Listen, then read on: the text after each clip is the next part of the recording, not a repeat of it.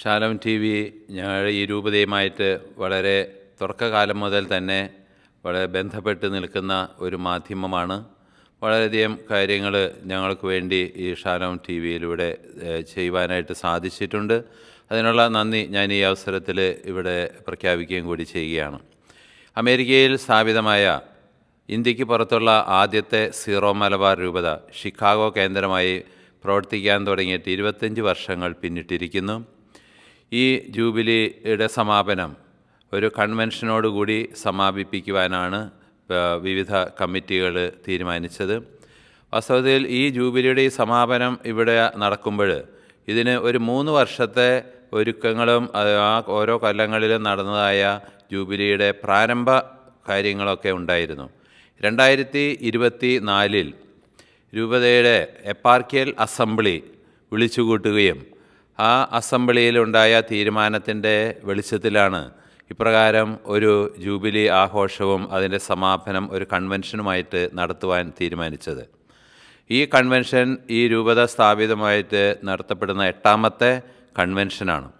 ഓരോ കൺവെൻഷനുകളിലും നമ്മൾ കൂടുതൽ ആളുകളെ ബന്ധപ്പെടുകയും പരിചയപ്പെടുകയും സൗഹൃദങ്ങൾ പുതുക്കുകയും ഒരു ഒറ്റ കുടുംബം എന്ന രീതിയിൽ നമ്മൾ വളരുകയും ചെയ്യുന്ന വളരെ അത്ഭുതകരമായ കാഴ്ചകളാണ് കാണുവാൻ കഴിഞ്ഞിട്ടുള്ളത്.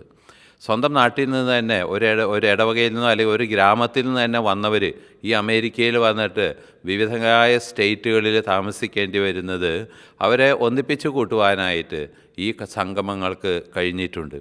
ഇത്രയും വിശാലമായ ഒരു രാജ്യത്ത് നമ്മൾ പരസ്പരം അറിയണമെങ്കിൽ ഇതുപോലുള്ള സംഗമങ്ങൾ ആവശ്യമാണ് എന്ന് മനസ്സിലായതുകൊണ്ടാണ് നമ്മൾ ഇങ്ങനെയുള്ള കൺവെൻഷനുകൾ നടത്തുകയും കൂടുതൽ കുടുംബങ്ങളെ തമ്മിൽ ബന്ധപ്പെടുത്തുകയും ചെയ്തുകൊണ്ടിരിക്കുന്നത്.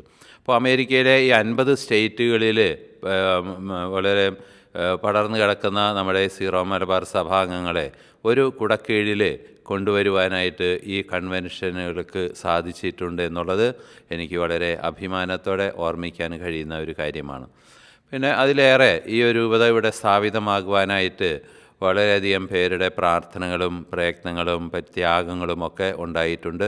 അവരെല്ലാം നന്ദിപൂർവ്വം അനുസ്മരിക്കുന്നതിനും ദൈവം ചെയ്തിട്ടുള്ള നിരവധിയായ നന്മകൾക്ക് നന്ദി പറയുന്നതിനുമൊക്കെയാണ് ഈ ജൂബിലി ഇവിടെ നടത്തുവാനായിട്ട് ആഘോഷിക്കുവാനായിട്ട് തീരുമാനിച്ചത്. പഴയ നിയമത്തിലെ ലെവിറ്റിക്കസിൻ്റെ പുസ്തകത്തിൽ 25-ാം അധ്യായത്തിൽ പറഞ്ഞിരിക്കുന്ന പോലെ ചില കാലഘട്ടങ്ങളിൽ നിങ്ങൾ പ്രത്യേക ആഘോഷങ്ങൾ നടത്തണമെന്നും നിങ്ങളുടെ വിശ്വാസം പ്രഖ്യാപിക്കണമെന്നുമൊക്കെ ദൈവം പറഞ്ഞിട്ടുണ്ട്.